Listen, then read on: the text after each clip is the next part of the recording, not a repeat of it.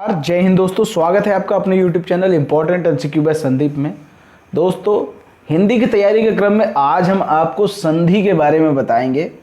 संधि क्या है, संधि के भेद और उन भेदों के कितने टाइप्स हो सकते हैं, वो सब इस वीडियो में डिस्कशन करने वाले हैं। तो वीडियो को पूरा लास्ट तक देखिएगा ताकि संधि के बारे में आपको सब कुछ क्लियर हो जाए। कोई भी ऐसा क्वेश्चन ना रहे जो आपकी परीक्षा में आए और संधि से रिलेटेड वो आपको ना आता हो, तो ऐसा नहीं होना चाहिए।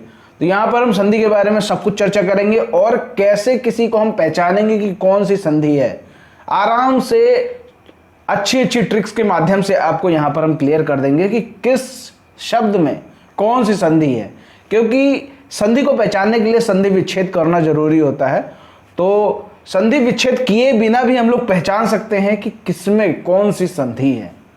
तो वीडियो को शुरू करते हैं। वीडियो को शुरू करने से पहले एक निवेदन है, अगर आपने अभी तक चैनल को सब्सक्राइब नहीं किया है तो चैनल को सब्सक्राइब करके घंटे का निशान जरूर दबा लें ताकि ऐसे ही वीडियो का नोटिफिकेशन आपको लगातार मिलता रहे। यहाँ पर हम बात करते हैं सबसे पहले संधि की। संधि आखिर है क्या? अगर हम इसके परिभाषा की बात करें तो दो वर्णों, अब वो वर्ण स्वर या व्यंजन कोई भी हो सकते हैं, दो वर्णों के मेल से होने वाले विकार को संधि कहा जाता है। अगर संधि का शाब्दिक अर्थ कहें तो मेल है, मेल किन्हीं दो शब्दों का मेल कर देना, वो संधि कहलाएगा। जैसे अगर हम कुछ भी ले लें, जैसे मान लो विद्या प्लस आलय ले लें तो वो हो जाता है विद्यालय। ठीक है, तो यहां पर क्या हो रहा है, दो शब्दों का मेल हो रहा है और एक शब्द बन रहा है। ठीक है, विद्या प्लस आलय यानी विद्यालय। तो इस तरह ये संधि होती है। अब यहां पर हम आगे देखते हैं संधि के भेद। मुख्यतः संधि को तीन भागों में विभक्त किया गया। प्रत्येक भेद अपने विशेष विशेषताओं व नियमों के तहत प्रयोग किया जाता है। संधि के भेद कितने हैं? स्वर संधि, व्यंजन संधि, विसर्ग संधि। तीन संधि के भेद बताए गए हैं।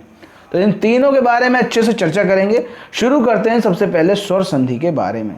स्वर संधि किसे कहते हैं? दो स्वरों के मेल से जो आता है उसे स्वर संधि कहते हैं। जैसे सूर्य प्लस अस्त इक्वल टू सूर्यास्त। अब अगर सूर्य में हम देखेंगे कौन सा, सबसे पहले हम यहाँ पर देखो, दोनों शब्दों को देख लो। यहाँ पर जो पहला शब्द है इसका जो लास्ट वर्ड है यानी या में यहाँ पर हम लोग क्या ले रहे हैं, और जो दूसरा शब्द है उसका पहला अक्षर, इन दोनों से हम लोग ये पता लगाते हैं कि इसमें स्वर संधि है कि व्यंजन संधि है कि विसर्ग संधि है। सूर्य में आप देख सकते हैं यहाँ पर छोटा आ रहा है और अस्त में स्टार्टिंग में छोटा आ रहा है, तो ये छोटा आ और छोटा आ मिलकर हो गया बड़ा आ। तो यहाँ पर सूर्य प्लस अस्त, तो यहाँ पर आप देखिए सूर्य में कोई मात्रा नहीं लगी थी, ठीक है, केवल उड़ंकी रा लगी हुई है। और यहाँ पर जब अस्त इसके साथ मिल गया तो यहाँ पर बड़ा आ की मात्रा भी लग गई, सूर्यास्त हो गया। ठीक है, अब यहाँ पर देखो स्वरों के आधार पर इसे पांच भागों में विभक्त किया जा सकता है। दीर्घ संधि, गुण संधि, वृद्धि संधि, अयाद संधि और यड़ संधि। ये पांच भाग बताए गए हैं स्वर संधि के। ठीक है, सबसे पहले तो संधि के तीन भाग बताए गए थे, स्वर संधि, व्यंजन संधि, विसर्ग संधि। और स्वर संधि के अंतर्गत दीर्घ संधि, गुण संधि, वृद्धि संधि, अयाद संधि, यड़ संधि। ठीक है, सबसे पहले बात कर लेते हैं दीर्घ संधि की। देखो, ये सब डिस्कस करने के बाद आपके लिए मैंने क्वेश्चन भी रखे हुए हैं, तो उन क्वेश्चन को भी जरूर प्रैक्टिस कर लीजिएगा, क्योंकि प्रत्येक क्वेश्चन में जो फैक्ट्स इस्तेमाल किया गया है, किस तरह से उसका पता लगाया गया है कि किस शब्द में कौन सी संधि है, वो सब अच्छे से चर्चा की गई है आने वाले पॉइंट में। तो यहाँ पर देखो दीर्घ संधि की बात कर लेते हैं। हर्ष या दीर्घ संधि आ ई उ के पश्चात हर्ष या दीर्घ स्वर आ ई उ आए तो दोनों को मिलाकर दीर्घ बड़ा आ, बड़ी ई, बड़ा उ हो जाते हैं। तो यहाँ पर बस देखो, यहाँ पर मेन पॉइंट आपको दीर्घ कैसे समझना है। दीर्घ तीन मात्रा पकड़ लो, बड़ा आ रहा हो, बड़ी ई आ रहा हो या फिर बड़ा ऊ आ रहा हो, तो ऐसे शब्दों में दीर्घ संधि ही होगी। अगर आप यहाँ पर किसी भी शब्द को उठाकर देख लो, जैसे धर्मार्थ, यहाँ पर आप देख सकते हैं धर्मार्थ यानी बड़ा आ ऑटोमेटिक उच्चारण में आ रहा है। देवार्चन, यहाँ पर आप देख सकते हैं कि देवार्चन, वाह में आप देख रहे हैं बड़ा आ की मात्रा आ रही है, इसका मतलब ये दीर्घ संधि है। तो आप सिर्फ और सिर्फ इन तीनों को पकड़ लो, बड़ा आ, बड़ी ई, बड़ा ऊ, अगर इनकी मात्रा किसी भी शब्द में आ रही है तो वो आपका लगभग दीर्घ संधि ही होगा।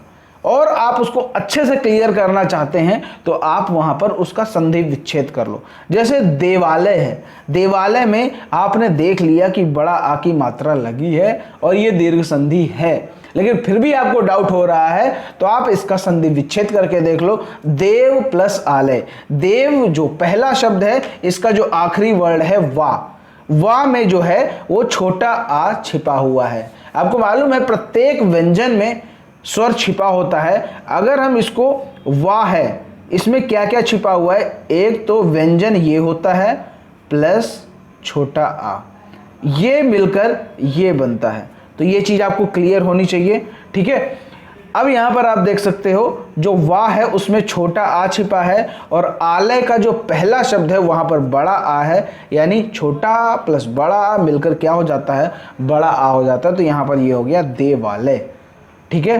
सत्याग्रह, या में देखो बड़ा आ की मात्रा लगी है। परीक्षार्थी, यहां पर चाहे छा को पकड़ लो तो ये क्या हो गया, इसमें बड़ा आ की मात्रा लगी है। और आपको चलो दिखाते, जैसे गिरीश होता है, गिरीश, गिरी प्लस ईस, तो वहां पर बड़ी ई की मात्रा आ रही है, ठीक है। तो ये क्या हो जाएगा, ये भी आपका दीर्घ संधि हो जाएगा। जैसे भानुदय, भानु प्लस उदय, तो यहां पर भानुदय यानी बड़े ऊ की मात्रा नीचे आ रही है, ना में नीचे बड़े ऊ की मात्रा लग रही है, तो वो आपका दीर्घ संधि हो जाएगा। तो इस तरह दीर्घ संधि आपको क्लियर हो गई होगी। अब आगे बढ़ते हैं गुण संधि की ओर। गुण संधि में क्या होता है, यदि आ और बड़ा आ के बाद ई या बड़ी ई, ऊ या बड़ा ऊ और री आए तो दोनों के मिलने से क्रमशः ए, ओ और अर हो जाता है।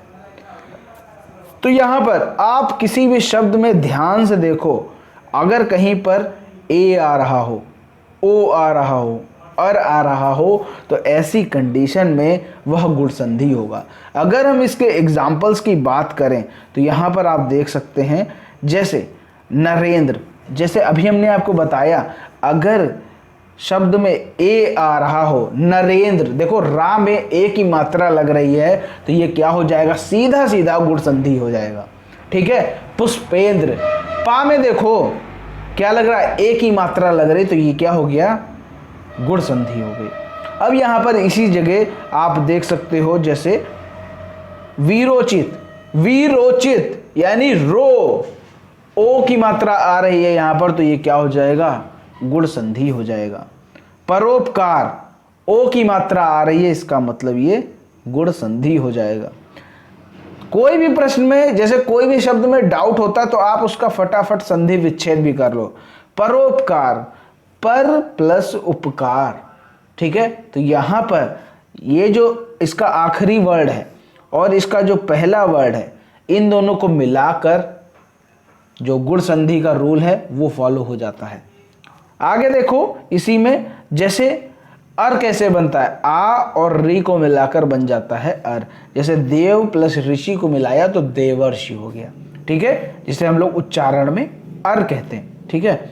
देवर्षि, सप्तऋषि, महर्षि, तो ये सब क्या हो गया आपका, ये हो गए आपके गुण संधि।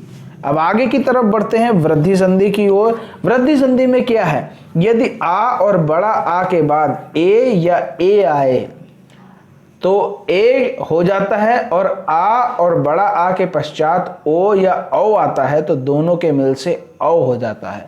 अब यहां पर एक चीज ध्यान रखने वाली बात है, यहां पर अगर बड़ा ए मिल जाए या औ मिल जाए तो वहां पर क्या हो जाएगा, वृद्धि संधि हो जाएगा, ठीक है। जैसे यहां पर आप देख सकते हैं मत प्लस एकता, मतैकता, यहां पर ए आ रहा है, बड़ा ए आ रहा है, तो हम कह सकते हैं यहां पर कौन सी संधि है, वृद्धि संधि है। इसी तरह यहां पर आप देख सकते हैं, जैसे जलौध, औ आ रहा है यहां पर, औ, जल प्लस ओध यानी औ आ रहा है, तो ये क्या हो जाएगा, ये आपका वृद्धि संधि हो जाएगा। इसी तरह परमोदार्य, महोज, महोषध, ये सब क्या है, औ आ रहा है इसमें, तो ये क्या हो जाएंगे, वृद्धि संधि हो जाएंगे।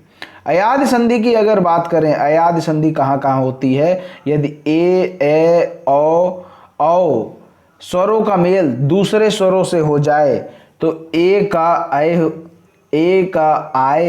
ओ का औ का आव हो जाता है। तो यहाँ पर सबसे बड़ी बात, यहाँ पर मेन पॉइंट क्या देखने वाली है?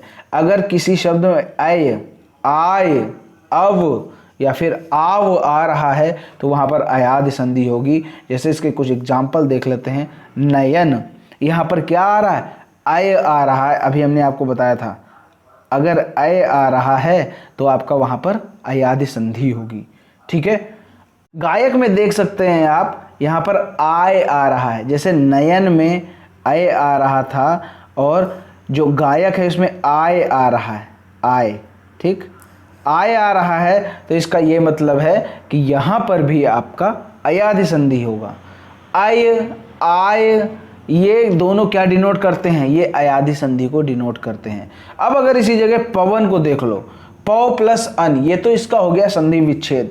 लेकिन अगर इसको ध्यान से देखो तो इसमें अव आ रहा है, अव आ रहा है। इसका मतलब ये है कि यहाँ पर भी अयाद संधि होगा। 4 चीजें रट लो, आय, अव या फिर आव। अगर ये सब कहीं मिल जाए तो यहाँ पर आपको क्या हो जाएगा? यहाँ पर अयाद संधि होगी। ठीक है, आगे बढ़ते हैं। यहाँ पर यड़ संधि की बात करते हैं। यड़ संधि क्या है? यदि ई, बड़ी ई, ऊ, बड़ा ऊ और री के बाद भिन्न स्वर आए तो ई और बड़ी ई का या हो जाता है, ऊ और बड़ा ऊ का वा हो जाता है, री का रा हो जाता है। साथ ही बाद आने वाले शब्द का पहला वर्ड जुड़ जाता है, नियमों के साथ सारणी में दर्शाया गया। यहाँ पर ध्यान से आप देखो, जैसे यद्यपि शब्द है, यदि प्लस अपि। ठीक है, यद्यपि, तो यहाँ पर कौन सा संधि हो जाएगी? यहाँ पर यड़ संधि हो जाएगी। क्यों? क्योंकि यहाँ पर छोटी ई के साथ छोटा आ जुड़ रहा है और ये दोनों मिलकर या बना देते हैं। ठीक है, आगे देखो, जैसे अत्यल्प है, अति प्लस अल्प। यहाँ पर अति में जो बाद का वर्ड है ती, यहाँ पर छोटी ई की मात्रा मिल रही, और अल्प में जो पहला वर्ड है आ, तो वहाँ से आ मिल रहा है, तो ई और आ मिलकर क्या बन जाता है? या बन जाता है। इसी तरह इत्यादि में आप देखो, इति प्लस आदि। इति में ये छोटी ई की मात्रा मिल रही है और आदि में आपको बड़ा आ मिल रहा है, तो छोटी ई और बड़ा आ मिलकर हो जाएगा बड़ा या, यानी या में आ की मात्रा लग गई। तो इसी तरह बाकी के भी देख सकते हैं। जैसे न्यून को आप देख लो, न्यून कैसे होगा इसका संधि विच्छेद? नी प्लस ऊन, नी प्लस ऊन, ये आपका क्या हो जाएगा? न्यून। ये तो हो गया आपके यड़ संधि के उदाहरण। अब हम बात कर लेते हैं व्यंजन संधि के। जब व्यंजन का व्यंजन से किसी स्वर से मेल, यानी जब व्यंजन का किसी व्यंजन या स्वर से मेल होने के बाद जो परिवर्तन होता है उसे व्यंजन संधि कहते हैं। जैसे सच्चित, सच्चित का अगर संधि विच्छेद करें तो सत प्लस चित, जब किसी भी शब्द के नीचे हलंत लग जाती है तो वो व्यंजन हो गया। ठीक है, तो यहाँ पर सत में देखो क्या मिल रहा है? ता मिल रहा है, और चित में देखो छोटी ई की मात्रा मिल रही है, तो यहाँ पर व्यंजन का स्वर से मेल हो गया, तो ऐसी कंडीशन में व्यंजन संधि होगी। यहाँ पर व्यंजन का स्वर से मेल, जैसे वाक प्लस ईस इक्वल टू वागीस। स्वर का व्यंजन से मेल, जैसे परि प्लस राम हो गया परिणाम। व्यंजन का व्यंजन से मेल, जैसे उत प्लस चारण हो गया उच्चारण। ठीक है, ये चीज आपको समझ में आ गई होगी, व्यंजन का व्यंजन से मेल। अब यहाँ पर व्यंजन संधि का जो नियम है वो एक देख लो। यहाँ पर क्या दिया हुआ है व्यंजन संधि का नियम? किसी वर्ग के पहले वर्ड, किसी वर्ग का पहला वर्ड ले लो, चाहे का ले लो, चा ले लो, टा ले लो, ता ले लो, पा का जुड़ाव किसी स्वर अथवा किसी वर्ग के तीसरे वर्ड, प्रत्येक वर्ग में 5 वर्ड होते हैं, तो यहाँ पर जो तीसरा वर्ड होता है या चौथे वर्ड अथवा अंतस्थ व्यंजन या अलावा के किसी वर्ड से होने पर वर्ग का पहला वर्ड अपने ही वर्ग के तीसरे वर्ड में परिवर्तित हो जाता है। जैसे इसका एग्जाम्पल देख लो, का गा में परिवर्तित होना, दिक प्लस गज, तो ये क्या हो जाएगा, ये जो का है ये अपने ही वर्ग के तीसरे वर्ण में बदल जाएगा, ये का गा बन जाएगा, हो जाएगा दिग्गज। दिक प्लस अंत, तो ये जो का था वो गा में बदल गया दिगंत। दिक प्लस विजय दिग्विजय। वाक प्लस ईस वागीस। वाग प्लस जाल वागजाल। इसी तरह जो चा है ये जा में बदल जाता है, टा डा में बदल जाता है, ता दा में बदल जाता है, इस तरह पा बा में बदल जाता है। तो इन सभी को आप लाइन से एक बार देख लीजिए, जैसे दिक प्लस गज दिग्गज, दिक प्लस अंत दिगंत, दिक प्लस विजय दिग्विजय, वाक प्लस ईस वागीस, वाग प्लस जाल वागजाल, अच प्लस अंत अजंत, अच प्लस आदि अजादि, सट प्लस आनंद सडानन, सट प्लस दर्शन सट दर्शन, सत प्लस गुड़ सदगुण, उत प्लस योग उद्योग, भ प्लस वत प्लस भजन भगवत भजन, सत प्लस भावना सद्भावना, उत प्लस घाटन हो गया उद्घाटन। पा का बा होना कैसे परिवर्तित किया जाता है, अप प्लस जा अब्ज, कप प्लस जा कब्ज, सुप प्लस अंत सुबंत, अप प्लस धी अवधि। तो ये आपके हो गए व्यंजन संधि के उदाहरण।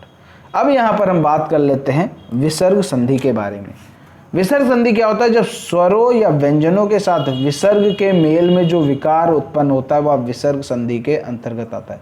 जैसे निह, ये जो दो बिंदु हैं ये विसर्ग कहलाते हैं। निह प्लस आहार इक्वल टू हो गया निराहार। मनः प्लस योग मनोयोग, तपह प्लस भूमि तपोभूमि, और दु प्लस आशा यानी दुराशा। विसर्ग संधि में कई ऐसी कंडीशन भी होती हैं कि विसर्ग का लोप हो जाता है, या फिर जैसे और भी कुछ एग्जाम्पल होते हैं, जैसे विसर्ग के पहले आ हो और प्रत्येक वर्ग का तीसरा चौथा वर्ण या रा ला वा हा हो तो विसर्ग का ओ हो जाता है। तो ऐसी कंडीशन में कुछ एग्जाम्पल आपको मैं बता देता हूं, जैसे मनः प्लस अनुकूल ये हो जाता है मनोनुकूल। ठीक है, मनः प्लस अनुकूल हो जाएगा मनोनुकूल। जैसे यशः प्लस दा ये हो जाएगा यशोदा। तपह प्लस वन तपोवन। ठीक है, तो ये चीज़ क्लियर कर लो, कोई भी इसमें ऐसा ना हो कि आपको आता ना हो। कहीं कहीं विसर्ग का लोप भी हो जाता है, जैसे अगर हम कहें कि अनुह प्लस छेद, अनुह प्लस छेद अनुच्छेद हो जाएगा। परिहि प्लस छेद परिच्छेद हो जाएगा। ठीक है, तो इस तरह के एग्जाम्पल्स होते हैं, वो सब आप अच्छे से याद कर लो। अब यहाँ पर बढ़ते हैं कुछ प्रश्नों की तरफ, क्योंकि सिलेबस थ्योरी तो कंप्लीट कर ली, अब यहाँ पर कुछ प्रश्नों के बारे में बात करते हैं। बहिष्कार, यहाँ पर आपको ये बताना है कि इसका संधि विच्छेद क्या होगा। इसका संधि विच्छेद क्या होगा, बहि प्लस कार, बहिष प्लस कार, बहि प्लस अकार, बहि प्लस सकार। तो बहिष्कार का होगा बहि प्लस कार। अब जब बहि प्लस कार हो गया तो इसमें कौन सी संधि है, इसमें विसर्ग संधि है। ठीक है, आगे बढ़ते हैं। नाविक, मैंने आपको बताया था अव आए या फिर आव आए, तो ऐसी कंडीशन में कौन सी संधि होती है, ऐसी कंडीशन में अयाधि संधि होती है। अव आए, आव आए, आए आए, आए आ जाए, तो वहां पर कौन संधि होगी, अयाधि संधि। नाविक, नाविक क्या होगा, इसका संधि विच्छेद क्या होगा, नौ प्लस इक, नौ प्लस इक इक्वल टू नाविक। आगे देखो दिगंबर, दिगंबर जो है वो किसका एग्जाम्पल है, ये व्यंजन संधि का एग्जाम्पल है, अभी मैंने आपको बताया था। इसका क्या होगा, दिक प्लस अंबर, ऑप्शन नंबर सी इसका सही उत्तर हो जाएगा। निराशा, निराशा का क्या होगा, निह प्लस आशा, तो ये जो है ये भी एक विसर्ग संधि का उदाहरण है।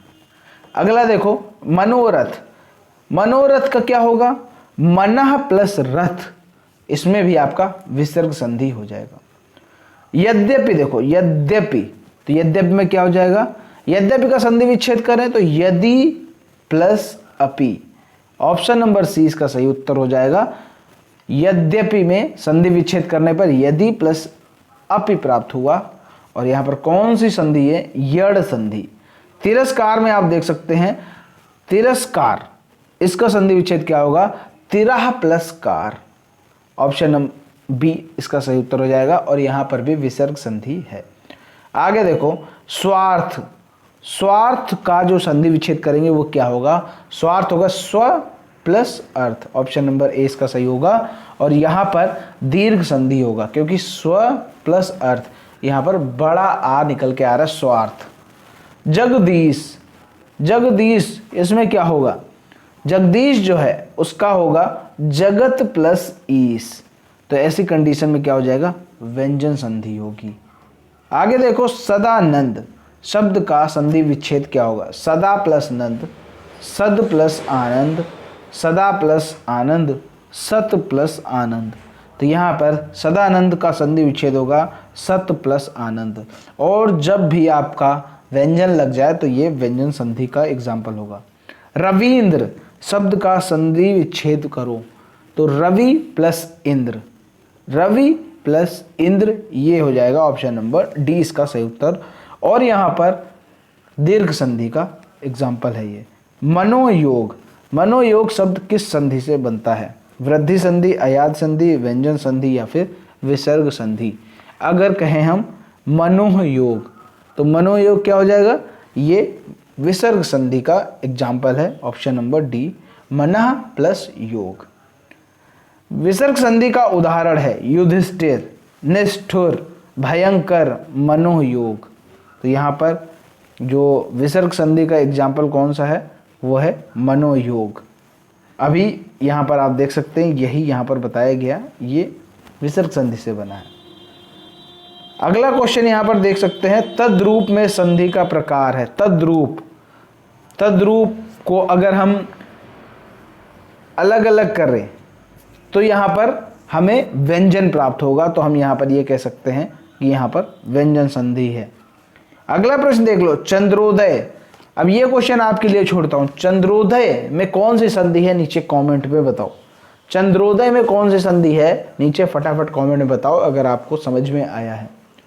उम्मीद करता हूं ये वीडियो आपको पसंद आया होगा, वीडियो से आपको कुछ सीखने को मिला होगा। वीडियो पसंद आया हो तो वीडियो को लाइक करें, शेयर करें, चैनल को सब्सक्राइब नहीं किया है तो चैनल को सब्सक्राइब करके घंटे का निशान जरूर दबा लें, ताकि ऐसे ही वीडियो आपको लगातार मिलते रहें। मिलते हैं दोस्तों अगले वीडियो में, तब तक के लिए जय हिंद, जय भारत।